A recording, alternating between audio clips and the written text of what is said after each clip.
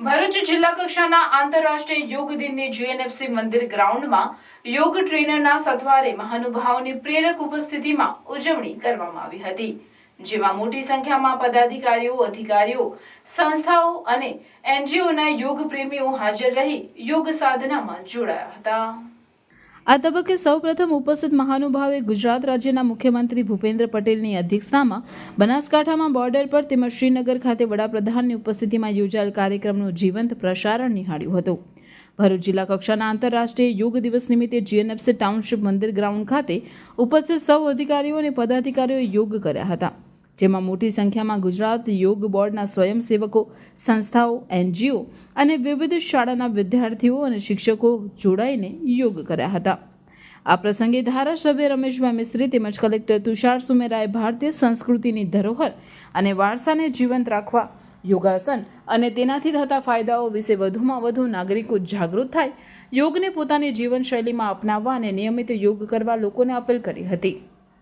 આ જિલ્લા કક્ષાની યોગ દિનની ઉજવણીમાં ભરૂચના ધારાસભ્ય રમેશ મિસ્ત્રી, કારોબારી ચેરમેન ધર્મેશ મિસ્ત્રી, જિલ્લા સમાહર્તા તુષાર સુમેરા, જિલ્લા પ્રાયોજના વહીવટદાર યોગેશ સાંગલે, જિલ્લા વિકાસ અધિકારી પીઆર જોશી, જિલ્લા પોલીસ વડા મયુર ચાવડા, આરએસીના એનઆર ધાંધલ અને વિવિધ સંસ્થાઓ, શાળાઓના યોગ સાધકો અને મોટી સંખ્યામાં લોકો જોડાયા હતા।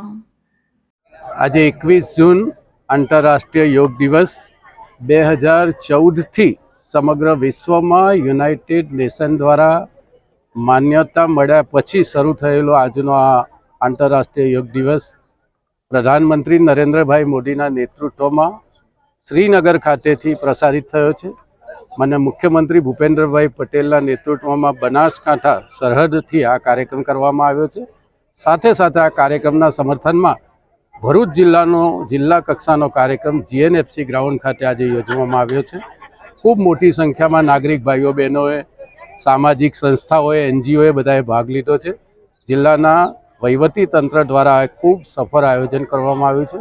સૌ નાગરિક ભાઈઓ બહેનોને આજના આંતરરાષ્ટ્રીય યોગ દિવસની શુભેચ્છા પાઠવીએ છીએ। આશા રાખીએ છીએ કે આજનો આ દિવસ એ આપણા જિલ્લાના સૌ નાગરિક ભાઈઓ બહેનો માટે યોગ એ આપણા જીવનમાં સામેલ કરીને આપણે આપણા શરીરને નિરોગી રાખવામાં સફળ થઈશું।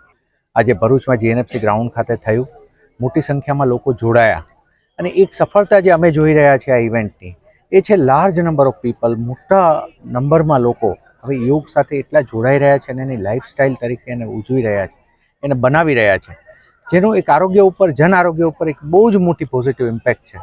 લોકો આની સાથે વધારે જોડાય અને યોગની જે વ્યવસ્થાઓ રાજ્ય સરકાર ઊભી કરી રહી છે હવે રાજ્ય યોગ બોર્ડના માધ્યમ થકીથી પણ એનો પણ લાભ લે લોકો। પિયુષ માંકડ, જનરલ મેનેજર જીએનએફસી ભરૂચ। જય હિન્દ।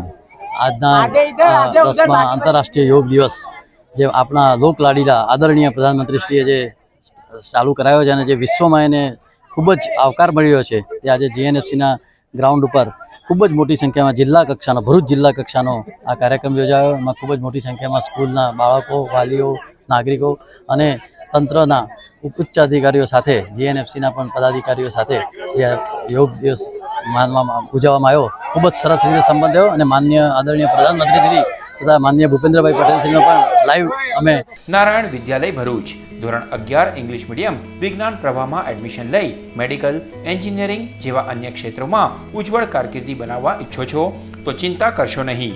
ભરૂચના શક્તિનાથ વિસ્તારમાં નારાયણ વિદ્યાલયમાં પૂર્વ પ્રાથમિકથી ધોરણ 12 કોમર્સ અને વિજ્ઞાન પ્રવાહની ઇંગ્લિશ મીડિયમ સ્કૂલ ચાલે છે, જેમાં અદ્યતન સુવિધાઓ, શૈક્ષણિક વાતાવરણ, પ્રાયોગિક શિક્ષણ દ્વારા વિદ્યાર્થીઓની વ્યક્તિગત કાળજી, વિવિધ પ્રોજેક્ટ્સ અને પ્રયોગો દ્વારા વિદ્યાર્થીનું ઉત્તમ ઘડતર કરાવતી શાળા એટલે નારાયણ વિદ્યાલય। ચાલુ વર્ષે બોર્ડમાં 90% ઉપર પરિણામ, કોમર્સમાં 100% પરિણામ, એસએસસીમાં A1 ગ્રેડમાં 16 વિદ્યાર્થીઓ, અનુભવી શિક્ષકો દ્વારા શિક્ષણ। नारायण विद्यालय आज संपर्क करो नारायण विद्यालय शक्तिनाथ भरूच।